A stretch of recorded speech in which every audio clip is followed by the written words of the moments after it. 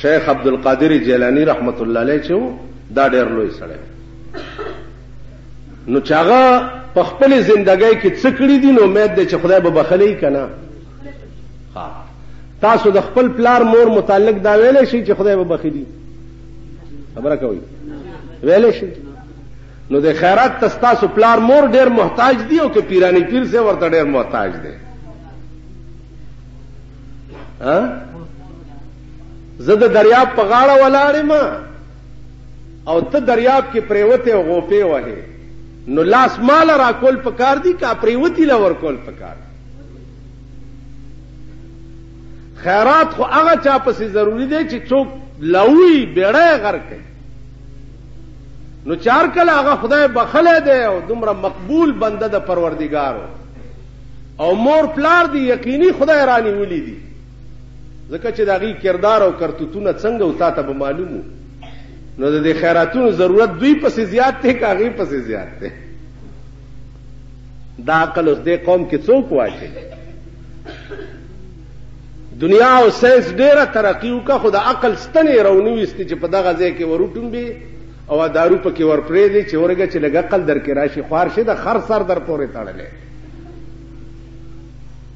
سر دې د خر دی بالکل ته خو د بنی آدم زوی نه دی روټي خلاص خو تاسو بیړې تبا کړې چا درته په قبرونو مالګي ایښي تاسو آیا چې لاندې د مړي د مالګو سره څه کار دی د په قبر شکرانه اچول د مړي دې سره څه کار دی او سر دې د چرګانو چټي شه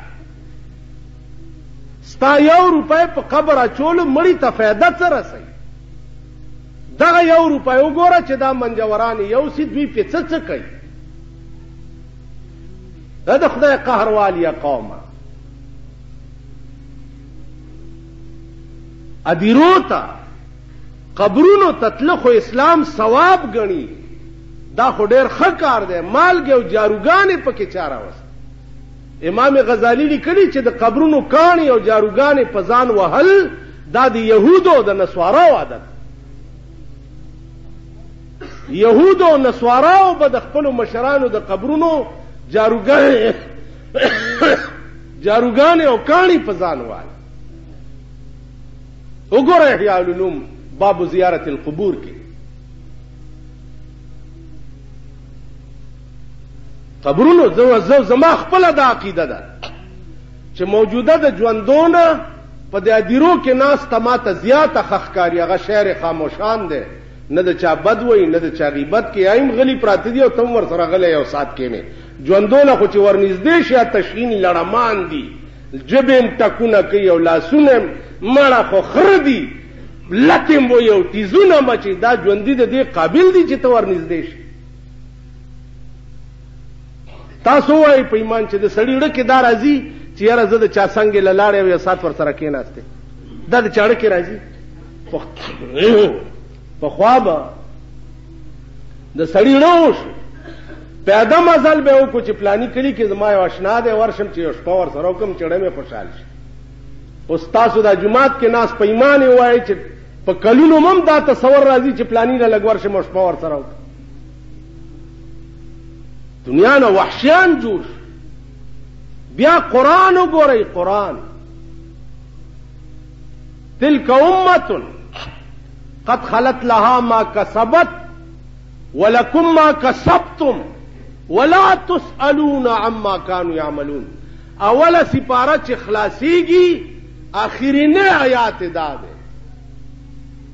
الله وی چې تیر شوی خلق له کرامت به دا غوي عمل وي او تاسو له کرامت بس تاسو عمل وي تاسو نه به دا غوي د عمل تپوس نکي. شیخ عبدالقادر جیلانی رحمت الله علیه په دنیا کې څه کړیو دا تپوس به مان نه کیږي چې څه کړیو ځان لای کړی دا ټیک ده.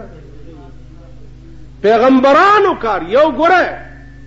دا خو څوک مولایینو ور سره سره د چنغړک نه ونی سي خبره ور سره وکي کنه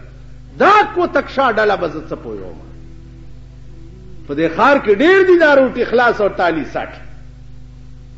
ګيري مګدي وګدي پریخي دی او لوی لوی ګډوري په سر کې نولې سپین پټکی والی ته به چې ګډوره په سر کې نولې